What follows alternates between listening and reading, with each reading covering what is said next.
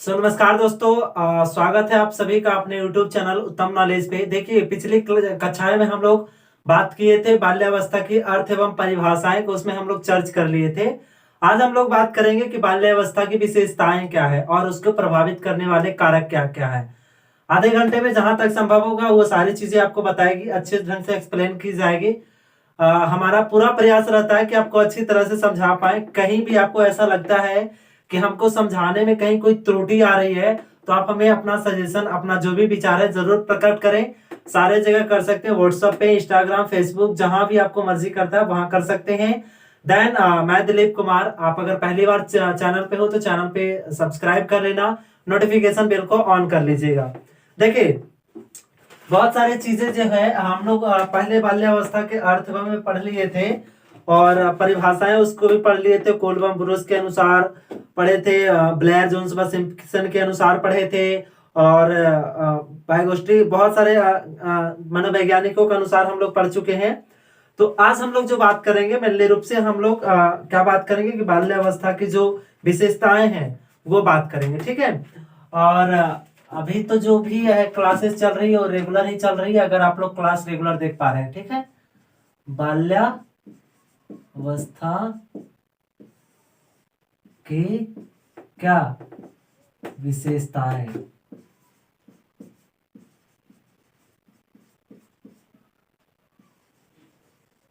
बाल्यावस्था की मुख्यतः क्या क्या विशेषताएं हैं, इस पे हम चर्च करेंगे। तो जितनी भी विशेषताएं हैं उसको हम लिखेंगे पहले, उसके बाद क्या करेंगे उसके बारे में हम एक्सप्लेन करेंगे। चूंकि हर टॉपिक पे, देखिए, जितने इसमें टॉपिक्स होते हैं उसको हम सिर्फ एक्सप्लेन आपको कर देते हैं। अगर हम पूरी चीजों को लिखते हैं या फिर उसका नोट्स आपको बना के देते हैं तो क्या होगा, बहुत ज्यादा मोटा हो जाएगा उसका नोट्स, फिर आपको समझ नहीं आएगा। तो जो आपको बुक में प्रिपेयर किया हूं, कहने का मतलब जो भी बुक आपने लिए हो तो वहां से जो उसका एक्सप्लेन किया हुआ रहता है जो भी बुक में, उसको बुक के माध्यम से पढ़ सकते हो। हालांकि हम सारे चीज का पीडीएफ आपको अवेलेबल कर देते हैं। और कल का वीडियो अगर आपने देखा है तो जिस तरह मैंने आपको कल का वीडियो में दिया हूं, आपको साइड में दिखाते गया, जो भी है डायरेक्ट इसी में दूं या फिर आपको पीडीएफ प्रोवाइड करूं, वो हमें कमेंट करके बताना, ठीक है। तो बाल्यावस्था की जो है विशेषताएं हैं, उसका पहला जो विशेषताएं है, शारीरिक व मानसिक विकास की तीव्रता। क्या है पहला? शारीरिक विकास व मानसिक विकास, ठीक है। क्या? मानसिक विकास, विकास की तीव्रता, ठीक है। पहला ये हमारा है कि बाल्यावस्था की पहली विशेषताएं क्या है कि उसकी शारीरिक व मानसिक जो तीव्रता होती है वो अधिक होती है। इसमें बालकों की जो सीखने की होती है तीव्रता वो अधिक होती है। दूसरा है संचय प्रवृत्ति। दूसरा क्या है? संचय प्रवृत्ति। संचय प्रवृत्ति, ठीक है। दूसरा क्या है? संचय प्रवृत्ति। और तीसरा है प्रबल जिज्ञासा प्रवृत्ति। प्रबल जिज्ञासा की प्रवृत्ति आ जाती है। देखिए, ये संचय प्रवृत्ति क्या होती है, प्रबल जिज्ञासा प्रवृत्ति क्या होती है, इसमें पहले भी आप लोग बात किए थे, हम लोग आपस में बात किए थे। और चौथा हमारा आ जाएगा बहिर्मुखी प्रवृत्ति। क्या हो जाएगा? बहिर्मुखी प्रवृत्ति। पांचवा आ जाएगा हम लोग का खेलों की प्रधानता। खेलों की प्रधानता। छठा हमारा क्या आ जाएगा? संवेगों पे नियंत्रण। संवेगों पर नियंत्रण। देखिए, ये भी सारी चीजें जो है नियंत्रण। और सातवां जो आ जाएगा, यहाँ पे सातवां भी लिख देते हैं, बाकी उधर लिखेंगे। सामाजिक गुणों का विकास हो जाता है। सामाजिक गुणों का क्या? विकास, ठीक है। देखिए पहला क्या था हमारा, शारीरिक विकास व मानसिक विकास की तीव्रता आ जाती है। दूसरा था संचय प्रवृत्ति आ जाती है। तीसरा था प्रबल जिज्ञासा की प्रवृत्ति आ जाती है। चौथा बहिर्मुखी प्रवृत्ति आ जाती है और पांचवा खेलों की प्रधानता देने लगता है। छठा था संवेगों पे नियंत्रण करना और सातवां सामाजिक गुणों का विकास करना और आठवां स्वलिंगीय प्रेम प्रेम है। आठवां क्या है? स्वलिंगीय प्रेम, स्वलिंगीय प्रेम, ठीक है। और नौवां हमारा हो जाएगा नैतिक गुणों का विकास। क्या हो जाएगा? नैतिक गुणों का विकास। देखिए इसको हम समझते हैं। अब पहला, अब बाल्यावस्था की विशेषताएं में जो हमारी पहली विशेषताएं थी वो शारीरिक व मानसिक जो है तीव्रता वो क्या होती है? अधिक होती है। दूसरा क्या था? संचय प्रवृत्ति जो होती है वो अधिक होती है। और तीसरा था प्रबल जिज्ञासा की प्रवृत्ति आती है। चौथा था बहिर्मुखी प्रवृत्ति, खेलों की प्रधानता। पांचवा में, छठा में संवेगों पे नियंत्रण था। सातवां में था सामाजिक गुणों का विकास कर लेता है। आठवां में था स्वलिंगीय प्रेम हो जाता है। नौवां में था नैतिक गुणों का विकास हो जाता है। आप लोग इसे अगर लिख लिए होंगे, हम इसको इरेज करते हैं, उसके बाद इसको एक्सप्लेन करते हैं। पहले मैं एक्सप्लेन सभी का कर देता हूं, उसके बाद इरेज करूंगा, ठीक है। पहला क्या था? बाल्यावस्था की विशेषताएं में शारीरिक व मानसिक विकास की क्या आ जाती है? तीव्रता आती है। तो वो तीव्रता किस आधार पे आती है उसको हम समझाते हैं पहले आपको। जैसे बालक जब होता है तो बालक का जो फोकस होता है, चूंकि बाहर की चीजों को जो अट्रैक्शन होता है, अट्रैक्शन का मतलब जैसे कि हम गर्ल्स, जो बॉयज होते हैं गर्ल्स की ओर आकर्षण होता है, और जो गर्ल्स होते हैं उसका बॉयज का जो आकर्षण होता है, या फिर किसी चीजों को देखकर वो जो ज्यादा इमोशनली हो जाते हैं और उस चीजों को जो बार बार देखते हैं या फिर उसको बार बार रिमेम्बर करते हैं, याद करते हैं, तो उसका माइंड क्या होता है? भटकते रहता है। तो भटकते रहता है तो किसी भी चीजों पे कॉन्सेंट्रेट सही ढंग से नहीं कर पाते हैं। जब किसी भी चीज पे आपका कॉन्सेंट्रेटर जो होगा, जो आप जो फोकस होगा, अगर सही नहीं होगा तो वो चीज आपको जल्द रिमेम्बर नहीं हो पाएगा, जल्द आपको याद नहीं हो पाएगा। तो अगर इसको हम किताबी भाषा के रूप में बोले तो बाल्यावस्था में बालक के शारीरिक व मानसिक परिवर्तन बड़ी ही तीव्रता से होती है। इसमें जो शारीरिक जो तीव्रता होती है, देखते होंगे बालक क्या होता है? बाल्यावस्था में सबसे ज्यादा वृद्धि होता है। मान लीजिए अगर हमारी उम्र देखेंगे तो हम अब कितना ज्यादा हेल्दी हो सकता हूँ, मेरा भार बढ़ सकता है, जो चौड़ाई है वो बढ़ सकता है। लंबाई में अब हमारी बढ़ोतरी नहीं होगी, क्योंकि लंबाई का जो अधिकतम उम्र मानी गई है 25 ईयर्स मानी गई है। तो हमारा ज्यादा बढ़ सकता है, 1 से 2 इंच बढ़ सकता है, उससे ज्यादा नहीं बढ़ सकता है। साथ ही साथ विकास में स्थिरता एवं दृढ़ता भी आती है। साथ ही साथ जो उसका जो विकास होता है, विकास शब्द जो होता है, विकास और वृद्धि दोनों अलग अलग शब्द हैं। विकास किसे कहते हैं और वृद्धि किसे कहते हैं, इसको डिफाइन अलग से करेंगे। अगर जनरली सी भाषा में, सामान्य भाषा में समझे तो विकास एक ऐसी अवस्था है, ऐसा रूप है जिसे मापा नहीं जा सकता। और अभिवृद्धि जो है, वृद्धि जो है, उसे मापा जा सकता है। जैसे उसका किसी को भार बढ़ता है, किसी का लंबाई बढ़ता है, तो वृद्धि आता है। आगे क्या है? जैसे दूध के दांत गिर जाते हैं, बाल्यावस्था में क्या होता है कि दूध के दांत गिरना स्टार्ट हो जाते हैं, क्योंकि बालक 6 वर्ष से एवं 6 वर्ष से लिया गया इसमें। तो 6 वर्ष से जब ऊपर होगा बालक, तो बालक की दांत ऑटोमेटिक है कि जो बच्चे की दांत थी वो क्या होगी? झड़ेगी, और बाकी जो उसके कठोर दांत है वो आएंगे। आगे क्या कहता है? और उनके स्थान पर अस्थायी दांत आने लगते हैं, वजन में पर्याप्त वृद्धि होने लगती है, और बच्चे जो खाना खाते हैं सही ढंग से चीजों को समझने लगते हैं और सही ढंग से उसको पोषक तत्व मिलते हैं, तो उसका जो भार होता है वो गेन करने लगता है, यानी भार बढ़ने लगता है। हड्डियों की संख्या में भी उसकी वृद्धि होने लगती है। वृद्धि की मतलब चौड़ाई मोटाई उसकी क्या होती है? वृद्धि होने लगती है। मांसपेशियों का उसका विकास होता है। हमारी जो मांसपेशियां होता है बच्चों का, इसमें क्या होता है? उभार आने लगता है, उसका वृद्धि होने लगती है।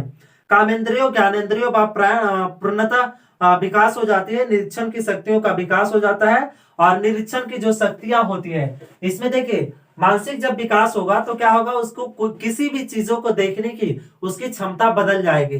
जैसे अगर एक बच्चा होता है, अगर ये लाइट जल रहा है, ठीक है, कोई भी लाइट मान लीजिए बोर्ड पे है, यहाँ पे मेरा लाइट अवेलेबल है, ठीक है, अगर वो लाइट जल रहा है तो लंटेन हम लोग पढ़ेंगे, जब बिजली जल रही होती है या फिर रोटी बना रही हमारी माँ, तावा को गर्म अगर छोड़ देती तो शासवावस्था में बालक उसे बार बार छूने का प्रयास करता है। जब छूता है तो बालक को जलता है हाथ, तब उससे उसे सीख मिलती है कि वहां पे जाने के बाद इस जो तावा है इसको छूने के बाद हमारा हाथ जला, तो उससे उसे सीख मिलता है कि हम वहां पे नहीं जाएंगे, वहां से उसका मानसिकता बढ़ता है। लेकिन जब वही हम बाल्यावस्था में आता है, इस अवस्था में आता है, तो हमारा मानसिक विकास होता है, और जब मानसिक विकास होता है तो हम किसी भी चीजों को देख कर समझ पाते हैं कि अगर हमारी माँ रोटी अभी बना कर गई है तो उस तावा जो है जिसपे रोटी बना है वो अभी गर्म होगा, उसको हम छूकर सीखने का प्रयास नहीं करेंगे। तो इसमें क्या हो जाता है ये। अब आती है संचय प्रवृत्ति।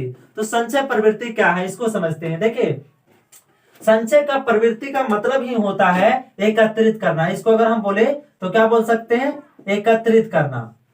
अब क्या एकत्रित करता है, जैसे कि जब बालक होता है बाल्यावस्था में, जब छोटा सबसे छोटा बालक होता है तो उसको एकत्रित करने की जरूरत नहीं पड़ती है कि हम किसी भी चीज को एकत्रित करें। उसकी माँ अगर कोई खिलौने की वस्तु, अगर बच्चे देख रहे होते हैं, जब बच्चे छोटा होता है तो उसे कोई भी खिलौना दे दिया जाता है तो बच्चे उससे आराम से खेलते हैं। लेकिन जब वही बालक बड़ा हो जाता है, 6 वर्ष की आयु में जब आने लगता है, 6 से 12 वर्ष हमारा जो बाल्यावस्था बताया गया, और इसमें एक डिफाइन किया गया 2 भागों में, जो कि एक था 6 से 9 वर्ष पूर्व बाल्यावस्था, और 9 से 12 अवस्था जो हमारा उत्तर बाल्यावस्था था। ठीक है, तो इसमें जो हमारा संचय प्रवृत्ति होती है, क्या करेगा, बालक जब बाहर खेलने के लिए निकलेगा तो उसे लगेगा कि हम क्या ऐसी चीजों का जुगाड़ करें जिससे अपने खेल को जो है, जो खेल वो खेलता है उसको वो रुचिपूर्ण बना सके। तो आप ज्यादातर देख पाएंगे कि जब वो बच्चे होते हैं तो उसके पैकेट में क्या मिल जाएगी, माचिस का जो डिबिया होती है, क्या, माचिस का जो डिबिया होती है, और पेन का जो खोखले होते हैं, और पत्थर हो गए, पत्थर हो गया, तो ये सब सारी चीजों क्या होगी उसके पैकेट में आपको जब देखेंगे तो जमा मिलेंगे। क्यों, क्योंकि जब ये बात कैसे पता चली मनोवैज्ञानिकों को, ये बात कैसे, जब वो रिसर्च करते हैं तो देखते हैं जब भी उसकी माँ या फिर उसकी माँ जब उसकी कपड़ा धोती है ना, तो देखेंगे कि कुछ ना कुछ उसके पैकेट में से मिल जाएगा। यानी कि वो उनके अंदर संचय प्रवृत्ति की जो भावना होती है वो क्या होती है, बढ़ जाती है। तो इसको किताबी भाषा में यही बोलते, बालक बाल्यावस्था में बालक बालिकाओं की तरह तरह की वस्तुओं को ग्रहण करने की प्रवृत्ति पाई जाती है। उनको जेबी में कोई ना कोई वस्तु जरूर भारी पाई जाती है। बालक सिगरेट के डिब्बे, दिया सलाई के डिब्बे, खिलौने, तस्वीरों, कपड़े के टुकड़े, पत्थर को टुकड़े आदि का संचय करते हैं। बस यही लिखना है आपको, सिर्फ टॉपिक देखिए। जब भी एग्जाम में कभी भी कोई चीज लिखने के लिए आता है तो बाल्यावस्था की अगर विशेषताएं हमको लिखने के लिए आ रहा है तो जो टॉपिक हम नॉट टॉपिक यहाँ पे लिखा है बस इसको ही आपको याद रखना है। बाकी इसको समझना है कि संचय मतलब क्या है, हमको वर्ड को सिर्फ समझना है। अगर हम ये समझ गए कि संचय का मतलब होता है एकत्रित करना, तो जब भी एग्जाम में हम बैठेंगे तो हमको ये बात का ध्यान आ जाएगा कि बच्चे किस चीज का एकत्रित करेंगे, जो उसको खेलने लायक मतलब जो होता है सामान होता है उसको। अब देखिए प्रबल जिज्ञासा। अब इस प्रबल जिज्ञासा को समझते हैं कि प्रबल जिज्ञासा क्या होती है। बच्चों के अंदर किसी भी चीजों को जानने की जो प्रबल मतलब जानने की जो जिज्ञासा होती है ना, वो बढ़ जाती है। जैसे कि अगर मैं आपको वीडियो बना रहा हूं, आपको मैं पढ़ा रहा हूं, तो यहाँ पे जो ये मार्कर मैंने बताया, बोला बेटा ये मार्कर है, तो हमसे ये क्वेश्चन करेगा, अच्छा ये मार्कर है, कैसे बना, क्यों बना, कहां से आया, इसका क्या तात्पर्य है। इस पे वो क्या करेगा, प्रश्न करेगा और इसके बारे में जानने की कोशिश करेगा। उसी को क्या कहते हैं, प्रबल जिज्ञासा कहते हैं। पूरी रूप से समझ में आया। प्रबल जिज्ञासा किसे कहते हैं, किसी भी चीजों के बारे में जानने की इच्छा रखना, जानने की कोशिश करना, जानने की क्षमता को बढ़ाना, वही हमारा किसके अंतर्गत आएगा, प्रबल जिज्ञासा की प्रवृत्ति की प्रवृत्ति में आ जाएगा। अगला जो हमारा है वो कहता है बहिर्मुखी प्रवृत्ति। क्या है, बहिर्मुखी प्रवृत्ति। तो इसको हम डिफाइन करते हैं। बहिर् मतलब क्या हो जाएगा, बाहर, और मुखी मतलब मुख, यानी बाहर की ओरों की प्रवृत्ति, यानी बाहर में वो समाहित होना चाहता है। बाहर में जो भी वस्तुएं हैं, बाहर में जो चीजें हो रही है, उस चीजों को वो समझने की अब कोशिश करने लगता है, यानी बाहर की दुनिया में समाहित होना चाहता है। उसी को हम क्या कहेंगे, बहिर्मुखी प्रवृत्ति। यानी बाहर वो अब बाहर घूमना चाहता है, बाहर को चीजों को देखना चाहते हैं, बाहर की चीजों को समझना चाहता है। उसी को हम क्या बोल पाएंगे, बहिर्मुखी प्रवृत्ति बोलते हैं। अगला जो नेक्स्ट है वो क्या कहता है, खेलों की प्रधानता। अब खेलों की प्रधानता किस तरह देता है उसको हम समझते हैं। देखिए, जब बालक छोटे होते हैं तो उसको उतनी प्रधानता, उसको जो चीजें आप देंगे उससे वो खेल लेगा, बालक घर में रह के खेल लेगा। लेकिन जब वो 6 से 9 वर्ष, 6 से 12 वर्ष की अवस्था में आता है तो उसे बालक अपने दोस्तों के साथ खेलना पसंद करता है और उस खेलों की प्रधानता देने लगता है। अगर उसको अब पढ़ने के लिए बोलते, वैसे हम लोगों को भी पढ़ने के लिए बच्चों में बोला जाता था ना, तो पढ़ने से 9 कोस दूरी भागते थे। आज हमें लगता है कि नहीं, पढ़ाई कितना बहुमूल्य चीज है, इस दुनिया में इससे ज्यादा कोई बहुमूल्य चीज नहीं है। अगर आप पढ़ाई कर रहे हो ना, तो सबसे बड़ी चीज होना चाहिए कि आप पढ़ाई पे फोकस करें। आप अगर इस क्लास को देख रहे हैं तो आपको यह होना चाहिए कि अगर हमें कोई चीजें समझ नहीं आ रही है ना, तो उसको हम कमेंट करें, कमेंट खुला रहता है। अगर इस क्लास में अगर आपको पसंद होता है, हमारी क्लास आपको अच्छी लगती है, तभी आप हमारी क्लास में रुको, वरना अगर आपको अच्छी नहीं लगती है ना, तो दोबारा टाइम आप हमारे साथ नहीं एक्सप्लेन करो, क्योंकि आपका जो टाइम है ना, वह मूल्य टाइम है। टाइम के बारे में कभी जो इसका लाइन होगा ना, वो शब्द में अभी समझाऊंगा कि अगर एक एक मिनट आपका क्या बहुमूल्य होता है। यहाँ पे हम टॉपिक को समझते हैं। तो खेलों की प्रधानता कैसे देता है कि जब बच्चे समाज में जाएगा, अपने दोस्तों के पास जाएगा, तो वो देखेगा ये खेल खेल रहा है, तो मैं भी ये खेलो खोलो, यानी खेलों में रुचि लेने लगता है और उसकी प्रधानता जो होती है बढ़ जाती है। काम करने की इच्छा उसकी कम हो जाती है, काम यहाँ पे वो नहीं करना चाहता है और स्कूल से दूरी बनाने लगता है, जो कि यहाँ पे मैंने बताया था उत्तर बाल्यावस्था, सॉरी पूर्व बाल्यावस्था में आपको समझाया था, और उत्तर बाल्यावस्था में दोनों की जो विशेषताएं थी, इसको क्या स्कूलीय अवस्था भी बोला जाता था। ये सारे चीजों को मैंने आपको कल के डेट में रिमेम्बर कराया था। हाँ, आप लोग ध्यान रखिएगा, जब भी संडे आएगी आपको क्वेश्चन की जाएगी और आपसे पूछा जाएगा हर एक संडे को, और आप कमेंट कीजिएगा। तो हर एक संडे को आपका जितनी भी कमेंट्स है, उस कमेंट पे एक वीडियो बनाई जाएगी, उस पे रिप्लाई, हर एक कमेंट पे वीडियो बना के रिप्लाई दिया जाएगा। तो आपके मन में जितनी संकोच रहती है उसे आप कमेंट कीजिएगा। चलिए, संवेगों पे नियंत्रण। अब संवेग क्या होता है, इसको सबसे पहले कर। संवेगों पे नियंत्रण, संवेगों का मतलब होता है इमोशन, समझ रहे हैं ना। इसका इंग्लिश वर्ड में अगर समझाओ तो इमोशन, इमोशन का मतलब समझ सकते हैं कि हमारे अंदर जो भावनाएं उत्पन्न होती है उसको कंट्रोल करना सीख जाता है। जैसे कि मान लो कि हमें लगता है कि मैं किसी को मार डालूं, या फिर हमारी माँ हम पे गुस्सा हो रही है, तो लगता है कि मैं अपनी माँ को ऐसा क्या कर दूं जो दोबारा रोज से हम पे ना डांटे। जैसे वो बोलेगी बेटा तुम पढ़ो, अगर हम नहीं पढ़ते हैं तो वो बार बार डांटने के प्रयास करती है। हालांकि ये समझ हमें नहीं होती है कि माँ किसके लिए डांट रही है, हमारे लिए डांट रही है या फिर अपने लिए डांट रही है। माँ जो होती है डांटती हमारे लिए ही है, लेकिन वहां पे हमारी समझ विकसित ना होने के कारण हम माँ को वहां क्या कर देते हैं, गलत ठहरा देते हैं और बोलते हैं माँ तेरी समझ उतनी नहीं है कि तू मुझे समझ पाए। अच्छा एक बात बताइए, माँ की समझ नहीं होती या बच्चे का समझ नहीं होता है? हमारी आइडिया से बताओ तो हमारी उतनी समझ नहीं होती है जो कि अपनी माँ को समझा सको। क्यों? क्योंकि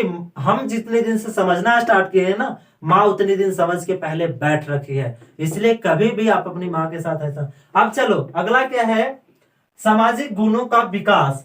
तो सामाजिक गुणों का, समाज का मतलब आप समझ सकते हैं कि समाज मतलब समाज होता है, हमारे आसपास पड़ोस जो भी होता है उनके गुणों का विकास होने लगता है। समाजों में कैसे रहा जाता है, समाज की प्रथाएं क्या है, समाज में क्या कुप्रथाएं हैं, सबको डिफाइन करने लगता है, सबको अलग अलग भागों में बांटने लगता है। किसको अब शोषित करना चाहिए, किसको अब शोषित नहीं करना चाहिए, ये सारी चीजें किसमें आ जाती है, सामाजिक गुणों का विकास में आ जाती है। उसका गुण क्या होता है, डेवलप करने लगता है। अब यहाँ पे जो होता है ये इंपॉर्टेंट ये वाला है, स्वलिंगीय प्रेम। स्वलिंगीय प्रेम में क्या होता है, जब बालक ये होता है तो सबसे पहले जब हमारी उम्र बढ़ती है तो हमारे अंदर एक जो होता है जिसको बोलते हैं एक मगध यूनिवर्सिटी का अभी एग्जाम चल रहा है, बीए पार्ट 1 का सेशन उसका 20-22 का, ठीक है, 2020-22 का उसका क्वेश्चन हर रोज देखा जा रहा है, देख रहा हूं मैं। अब उसमें लाके एक दिन उसके बारे में डिस्कस कर दूंगा। देखिए 2020-22 में उसमें क्या देखे कि जो लैंगिक होता है, ठीक है, लैंगिक जिसको हम इंग्लिश वर्ड में क्या बोलते हैं, जेंडर, जेंडर जिसको लिंग बोलते हैं, सॉरी जेंडर, जेंडर, ठीक है। तो जेंडर यानी लिंग, यहाँ लैंगिक है और यहाँ जेंडर है। क्वेश्चन में लैंगिक ना लिख के क्या कर दिया था, जेंडर लिख दिया था। तो हम लोग को ये भी ध्यान देना है कि जेंडर जो है लैंगिक का ही दूसरा रूप है। अब यहाँ पे इससे कोरिलेट मैं इसको करता हूँ स्वलिंगीय प्रेम को। जब बालक मतलब कि छोटी उम्र में होता है, शैशवावस्था में होता है, जैसे कि 0 से लेकर 6 वर्ष, तो 0 तो गर्भावस्था हुआ, तो 1 से लेकर 6 वर्ष तक अगर मैं मानता हूं, तो जब बच्चे 6 वर्ष तक होते हैं तो चाहे वो बॉयज हो या फिर गर्ल्स हो, किसी के साथ अगर वो खेलता है तो समाज का कोई भी लोग उसको गलत नहीं बोलेंगे, कोई भी लोग उसे बुरा नहीं बोलेंगे, कोई भी लोग उसे नेगेटिव थॉट से नहीं देखेंगे। लेकिन वही जब अगर आप 6 से 12 वर्ष की उम्र में चले जाते हैं और अभी आप गली वाले मोहल्ले वाले लड़की के साथ थोड़ा जाके जाइए, तो उसके साथ कबड्डी खेलिए, उसके साथ मतलब कल्टा फल्ट कीजिए, तो जो पास पड़ोस के लोग होंगे सबसे पहले तो बोलेंगे शायद लड़का उस लड़का का नियत खराब है। मतलब उनको ये समझ नहीं होता है कि कोई जरूरी नहीं है कि यहाँ पे ऐसा किया जा सकता है। लेकिन 90% ऐसा होने के बावजूद ही यहाँ पे देखा जाता है कि बॉयज जो होते हैं बॉयज की तरफ हो जाते हैं और गर्ल्स जो होते हैं गर्ल्स की तरफ चले जाते हैं। इसीलिए इस अवस्था में बोला गया उसकी जो विशेषताएं होती है वो स्वलिंगी प्रेम हो जाती है, यानी लड़का लड़का के साथ और लड़की लड़की से के साथ उनका हो जाता है। हालांकि जो लड़का लड़की के साथ करते हैं और या फिर लड़के लड़कियां या फिर लड़कियां लड़के के साथ, तो इसमें इसको क्या बोलते हैं, अट्रैक्शन बोलते हैं, जिसको हम लोग लव बोलते हैं, वो इसमें आ जाता है। इसमें नहीं आता है, स्वलिंगी प्रेम में नहीं आता, वो अट्रैक्शन में आ जाता है। और उसको यहां समझिए कि उसको क्या करना पड़ेगा, नियंत्रण करना पड़ेगा। उसी को बोला जाता है संवेगों पे नियंत्रण करना, अपना इमोशन को कंट्रोल कीजिए। नौवां है नैतिक गुणों का विकास। अब नैतिकता को समझते हैं। नैतिक नैतिक भौतिक ये सब सारे जो गुणों का विकास होता है हमारे अंदर, जैसे कि हम सामाजिक सारे चीजों को समझे। देखिए एक दूसरे से कोरिलेट करके यहाँ पे मैं पहुंचता हूँ, यहाँ पे अब सारी चीजों को एक्सप्लेन किया, अब इसको कोरिलेट करके यहाँ पे आपको ले आता हूँ। जब उसका शारीरिक व मानसिक विकास होगा तभी वो क्या करेगा, मानसिक का विकास हुआ हल्का सा, तो वो चीजों को समझने लगा, तो उसे लगा कि हम किसी भी चीज को एकत्रित करके एक नया वस्तु का निर्माण करूं और निर्माण करने के बाद अपना खेलों का सामान बनाऊं। जब यहां से ये खेल का सामान बनाया तो उस खेलों के बारे में जानने की कोशिश किया, यानी कि उसके बारे में प्रबल जिज्ञासा बढ़ी उसकी कि ये चीज बना है तो इसकी कहाँ आवश्यकता है। जब वो चीजों को बना लिया, उसके बारे में जान लिया कि ये चीज इस काम के लिए आएगा, तब वो लोगों के सामने पेश करेगा, यानी बाहर निकालेगा, यानी बहिर्मुखी बनेगा और बाहर के लोगों को बताएगा। जब बाहर के लोग उसे समझ लेंगे कि ये चीज सही है, तब आगे बढ़ेगा वो चीज, और वो चीज अब खेलों की प्रधानता में आ जाएगा। यानी उसे लगा कि ये चीज सही है तो उसमें खेल में समाहित कर देगा। जब खेल में समाहित कर देगा भैया, तो ज्यादा देर क्या करेगा, खेल में टाइम बिताने लगेगा। तब खेल में टाइम बिताने के बाद उसको ये समझ आएगा कि हमारी जो टाइम है वो क्या हो रही है, बर्बाद हो रही है। तब वो अपने संवेगों पे नियंत्रण करना सीखेगा कि हमारा नहीं, जो बहुमूल्य टाइम है इसे मैं बर्बाद ज्यादा ना करूं। अब जब ये यहां से इसकी समझ आ जाएगी कि हम बर्बाद ना करें, तो वो पढ़ाई पे ध्यान देगा, अपने समाज पे ध्यान देगा, अपने माता पिता की बातों पे ध्यान देगा। तो उसके अंदर सामाजिक गुणों का विकास होगा कि हमारा समाज कैसा डेवलप कर रहा है, हमारे समाज के अंदर क्या क्या चीजें चल रही है। यहाँ जब सामाजिक गुणों का विकास होगा तब वो समाज में ये बोला जाएगा, वहां जेंडर का जो भेदभाव होता है, गर्ल्स यानी लड़का लड़की का जो भेदभाव होता है, ठीक है, लड़की का, तो भैया जब ये लड़का लड़की का भेदभाव हुआ तो उसको तो ये बात समझ में आई कि अगर हम लड़की के साथ घूमेंगे तो बोलेगा ये लड़का आवारा हो गया है, अगर लड़की लड़के के साथ घूमती है तो फिर मोहल्ले वाला बोलेगा ये लड़की आवारा हो गई है। यानी ये सिचुएशन चलने लगेगा। जब ये सिचुएशन चलेगा तो यहाँ पे क्या हो जाएगा, स्वलिंगी प्रेम हो जाएगा। लड़का लड़का के साथ घूमेगा और लड़की लड़की के साथ घूमेगी, लड़का लड़का को दोस्त बनाएगा, लड़की लड़की को दोस्त बनाएगी। यहाँ पे ये हो जाएगा। जब ये हो जाएगा तो उसको एक राष्ट्र के बारे में सोचने का क्षमता विकसित हो जाएगा, क्योंकि वो उसने समाज को भी समझ लिया, अपने संवेगों पे नियंत्रण भी कर लिया, खेलों के बारे में सब चीज समझ लिया, तो सोचेगा कि हमारे अंदर का जो गुण है उसको मैं कैसे डेवलप करूं, हमारा नैतिक हमारा जो राष्ट्र है उसको मैं कैसे अग्रसर कर सकता हूं, हम अपने जीवन में उसका भाग कैसे ले सकता हूं। आई होप यहां तक समझ में आया होगा जो बाल्यावस्था की विशेषताएं हैं। अब हम लोग समझेंगे कि बाल्यावस्था की जो विशेषताएं थी, इसके बाद बाल्यावस्था तो आप लोग एक्सप्लेन कर लेंगे ना, आप लोग कमेंट करके बताइएगा। इसका एक्सप्लेन, इसका पीडीएफ आपको मिल जाएगा जो किताबी भाषा में लिखा गया है, ठीक है। और हाँ, आई होप ये सारा चीज मैं मान सकता हूँ कि आपको समझ आया होगा। चलिए अब बात करते हैं हम लोग क्या कि अब जो इसके प्रभावित करने वाले कारक हैं कि बाल्यावस्था को प्रभावित किन किन कारकों से होता है। वैसे अगर बाल्यावस्था की प्रभावित करने की कारक की बात करें तो कारक मेनली रूप से 3 होंगे, ठीक है, प्रभावित 3 या 4 होंगे, लेकिन उन्हीं कारकों में से उनका बहुत सारे भाग बांटे गए हैं। अगर विद्यालय बालकों को प्रभावित कर रहा है तो किस तरह और कैसे प्रभावित कर सकते हैं और कहां कहां प्रभावित कर सकता है उसके पार्ट बन जाएंगे। तो उस पर हम लोग अब बात करते हैं, चर्च करते हैं। तो ये सब तो चीजें हैं, आप लोग बस इतना ध्यान देना है कि पढ़ाई मन से करना है, और जो चीजें समझ नहीं आता है आपको बार बार पूछना है। किसी भी तरह की संकोच होती है या फिर आपसे बीएड से रिलेटेड आपके मन में कि मेरा क्या ऑनर्स है, क्या बहुत सारे क्वेश्चन आने लगती है, क्वेश्चन है टीपीसी कैसे बनेगा, क्या बनेगा, बहुत सारी चीजों आपके मन में आती रहती है, जो कि आप पहले ही, अभी आपका अगर एडमिशन हुआ तो अभी आप ये सारे चीजों के बारे में सोचने लगेंगे कि हमारा सब चीज 1 महीना के अंदर ही हो जाता। तो 1 महीना के अंदर देखिए अगर करते हैं तो हो तो जाएगा, लेकिन जितना जल्द कोई चीज आता है ना उतना जल्द चला भी जाता है। तो आप कोशिश कीजिए कि धीरे धीरे लिया जाए और धीरे धीरे उसको क्या किया जाए, छोड़ा जाए, ताकि अच्छा रहे अपने जीवन में। जितना जल्दी जो चीज आते हैं उतना जल्दी वो चले जाते हैं। तो हमें कोशिश करना है कि धीरे धीरे खाना को खाना है, धीरे धीरे पचाना है और धीरे धीरे आगे बढ़ जाना है। ठीक है, चलिए अब हम लोग बात करेंगे किसका, बाल्यावस्था के प्रभावित करने वाले कारक।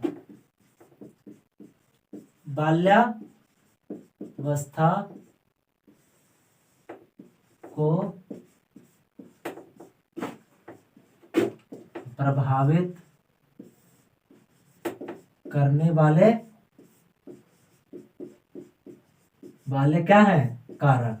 ठीक है, देखिए अगर बोर्ड पे कोई चीज नहीं दिख रहा होता है तो हम बोल भी देते हैं, उसके बाद लिखते हैं बाल्यावस्था की ये क्या है, प्रभावित करने वाले कारकों। अब इसको एक्सप्लेन करेंगे हम कि क्या है नहीं है। क्या होती है ना, मार्कर में थोड़ा सा ये बोर्ड इरेज जब करता हूं तो इसमें हल्का पानी लगा रहता है, जिससे क्या होता है मार्कर सही ढंग से उग नहीं पाता है।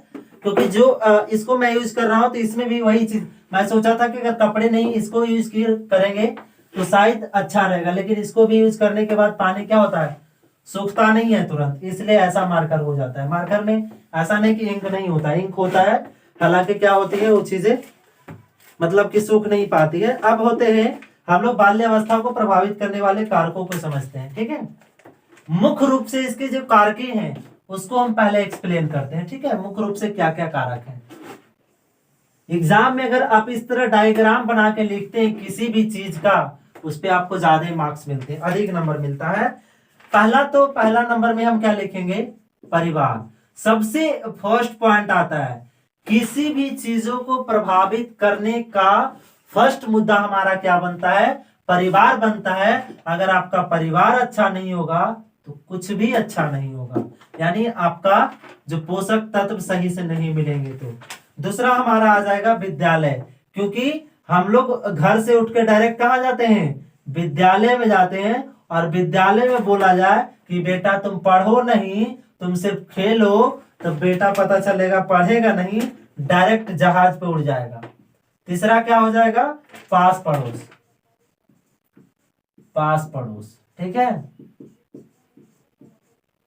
और हमारा चौथा क्या हो जाएगा, चौथा में हमारा है समुदाय। समुदाय को भी समझेंगे, एक एक टॉपिक को समझेंगे। हालांकि बस आपको क्वेश्चन करना है और आपको क्या करना है, पूछते चलना है। आप कमेंट करेंगे तभी हमको पता चलेगा कि आप क्या नहीं समझ पाए हैं। आप कमेंट नहीं करेंगे, समझ नहीं आएगा, वीडियो पसंद आएगा, लाइक ठोक के चलना है। नहीं ठोकेंगे, हमारी देखिए आप लोग, आपका मोटिवेशन क्या होता है, हम आप लोगों को पढ़ाए, आपको समझ आए, या फिर आप सब चीज देखते हैं, आप सभी चीजों को फॉलो करते हैं, हमें फॉलो करें या फिर किसी अन्य व्यक्ति को फॉलो करें, किसी को फॉलो करते हैं आपकी मोटिवेशन बनती है। लेकिन हमारा जो मोटिवेशन होता है वो आप लोग हैं, क्योंकि आप लोग का प्यार है, सपोर्ट है, तभी यहाँ पे मैं पढ़ा पाता हूँ। अगर बच्चे जिस दिन कह दें कि नहीं आपका ये चीजें हमें अच्छी नहीं लगती है, उस दिन हम डिमोटिवेट हो जाएंगे। तो आप लोग जो है मोटिवेट करने के लिए हमें लाइक जरूर करें। हाँ, हालांकि जहां पे मैं गलत हूं उसको आप जरूर बोलें, तभी हम अपनी चीजों में सुधार लाएंगे। अब देखिए, परिवार जो है, पास पड़ोस है, विद्यालय है, समुदाय है, सहपाठी है, ये किस तरह प्रभावित करेंगे, सबसे पहले इस पे एक्सप्लेन करते हैं। इसमें कुछ पॉइंटें हैं, उस पॉइंट को हम बस जितने भी पॉइंट इसमें आएंगे वो सभी में आएंगे। देखिए, जैसे अगर बाल्यावस्था को प्रभावित करने वाले कारकों की बात करें तो इसमें देखिए, इसमें पहला पॉइंट इसको हम एक्सप्लेन करेंगे, यहां से लिखते चलेंगे। बाल्यावस्था में शारीरिक विकास का प्रभाव होगा, शारीरिक विकास। दूसरा हमारा क्या होगा, मानसिक विकास। क्या होंगे, मानसिक विकास का होगा। तीसरा होगा संवेगात्मक विकास।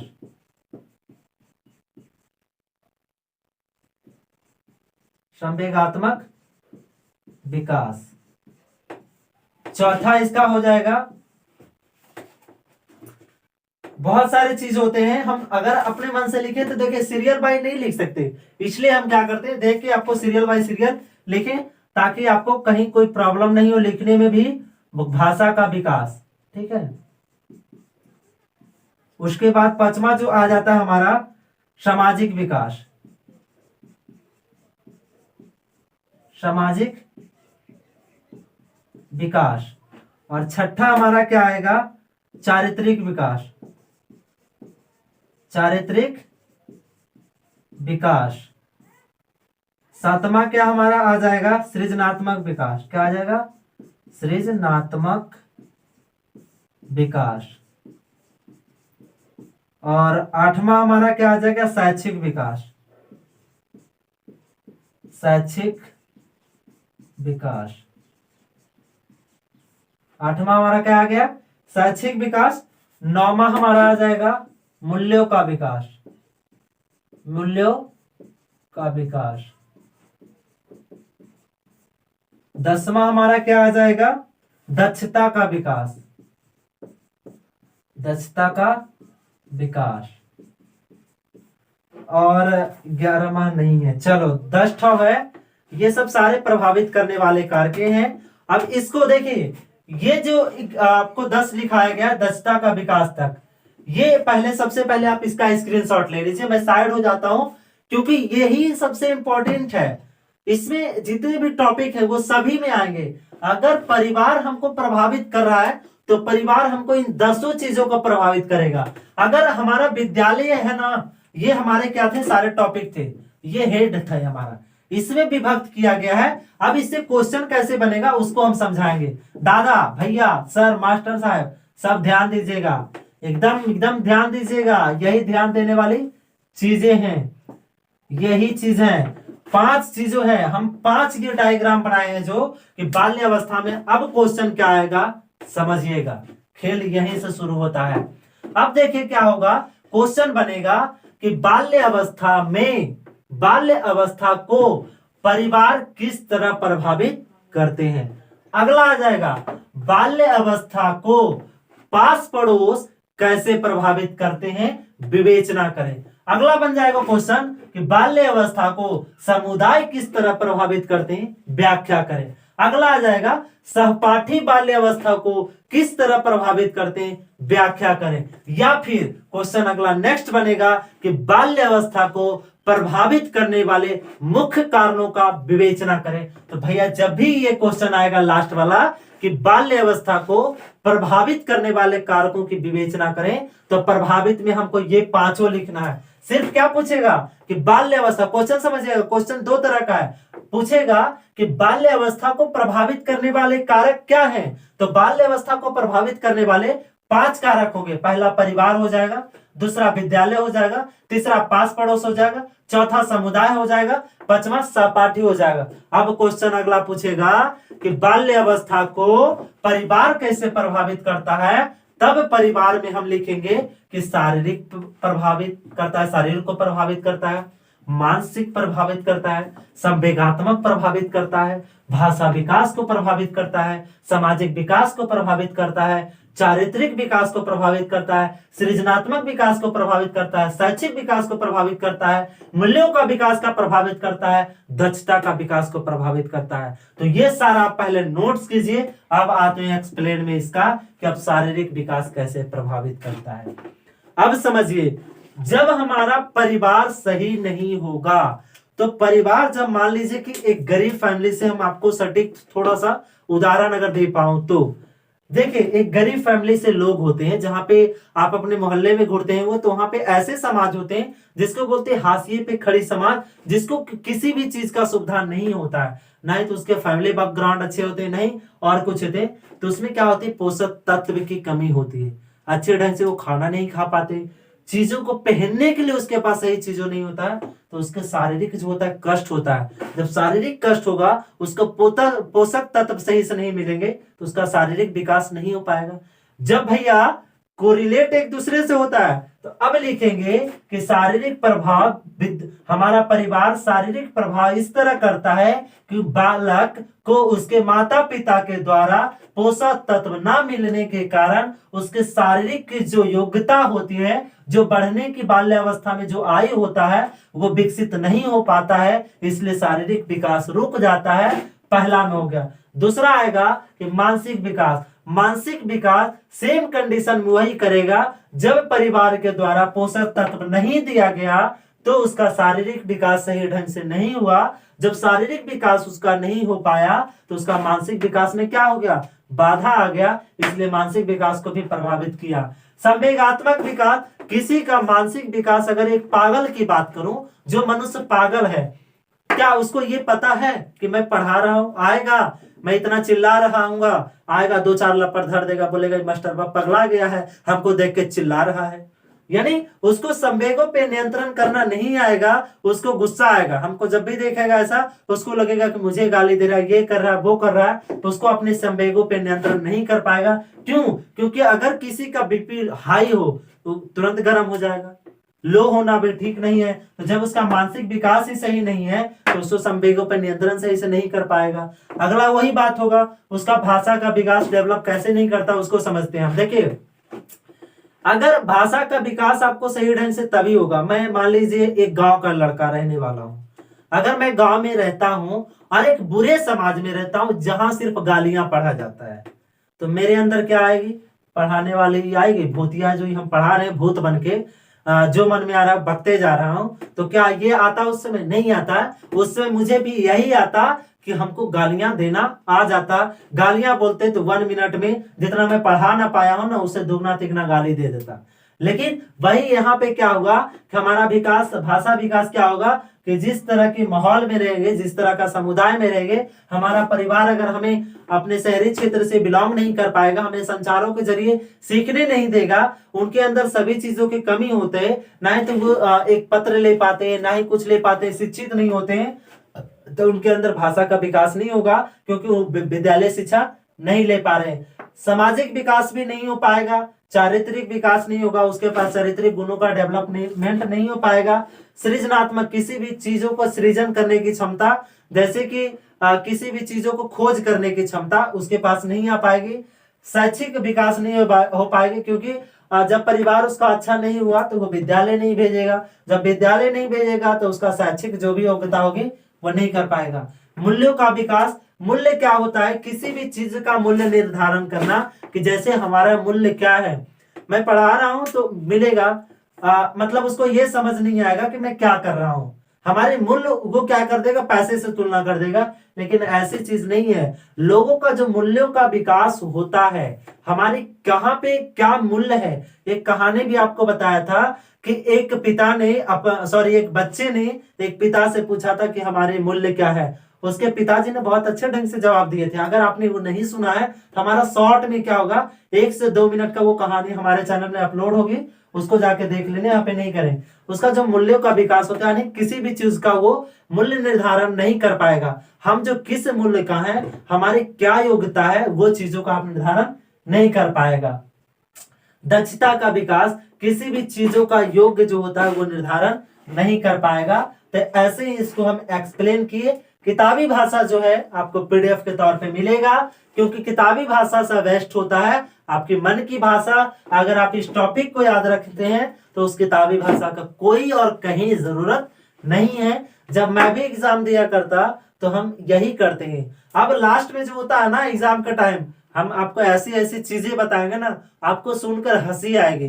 कहने का मतलब होता है, जो गति तोरी वही गति मोरी। वहां पे हाल ये होता है कि जिस स्थिति से अभी आप गुजर रहे हैं ना, जिस टाइम में मैं वहां था उसी स्थिति से मैं भी गुजरा हूं, तो मुझे तो इस बात का अनुभव है ना कि वहां पे क्या होता। अगर आपके स्कूल, आपके कॉलेज, आपके सेंटर पे ये जो हो रहा है ना डकैती, जिसको बोलते हैं डकैती, चोरी, क्या चोरी, अगर आपके एग्जाम सेंटर पे चोरी हो रहा है, तब तो जितनी भी चीजें मैं पढ़ाया हूं वो कभी वहां पे आपको याद ही नहीं आएगा।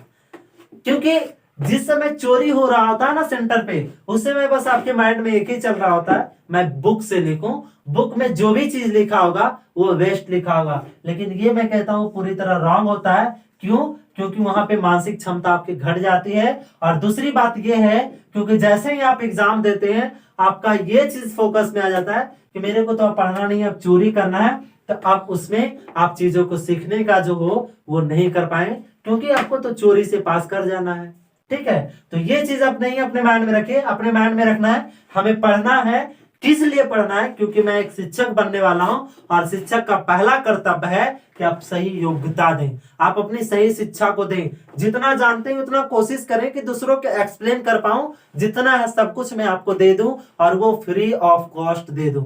यानी आपसे फ्री ऑफ कॉस्ट मतलब कि कहने का तात्पर्य ये है कि आप कोशिश करें कि गरीब से गरीब बच्चे भी क्या हो पाए, शिक्षा ले पाए। तो यहां तक था बाल्यावस्था की विशेषताएं भी हम लोग पढ़ लिए, बाल्यावस्था को प्रभावित करने वाले कारक भी हम लोग पढ़ लिए। अब नेक्स्ट क्लासेस में चलेगी जो विकास एवं अभिवृद्धि, जो कि इंपॉर्टेंट क्वेश्चन है। ये वाला जो है, अभी जो ये वाला आप देख रहे हैं, इससे 10 नंबर का क्वेश्चन आपका आएगा। या तो आएगा आपको क्या, ये सारी ये चीजें जितना भी देख रहे हैं इससे ऑब्जेक्टिव क्वेश्चन बनेंगे। इससे अभी तक जो भी बाल्यावस्था पढ़ाया हूं उससे आपका 10 से 12 क्वेश्चन मैच कर जाएगा। ये कहीं भी कहो तो मैं पेपर और पेन पे लिख दूंगा, एकदम लिख दूंगा पेपर पेन पे 110% गारंटी के साथ। समझे? तो ये सारी चीजों का आप स्क्रीनशॉट ले लीजिए। तो अभी तक मैं यहां तक ही रहने देता हूं, फिर नए क्लास में वृद्धि और विकास के साथ आएंगे। तब तक के लिए इतना ही रहने देते हैं। जय हिंद।